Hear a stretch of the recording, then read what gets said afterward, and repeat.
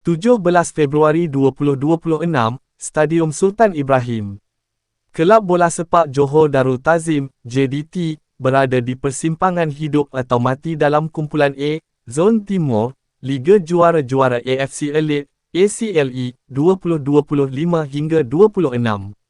Di sebalik gegak gempita sorakan puluhan ribu penyokong, dan tekanan yang membelenggu setiap pemain, tersimpan momen yang terhijab dari pandangan umum iaitu bilik persalinan pemain.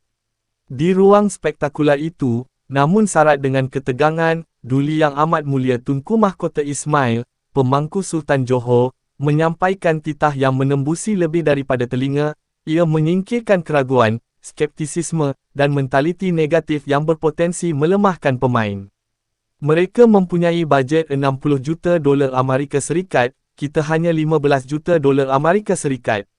Apa yang paling teruk boleh berlaku kepada kita?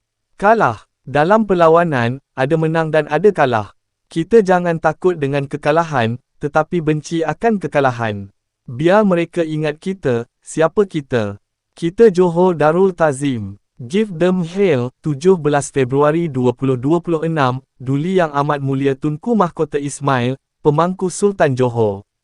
Titah baginda menjadi katalisator yang mengukuhkan mentaliti pasukan, menjadikan JDT sebuah kelab yang dihormati di pentas Asia.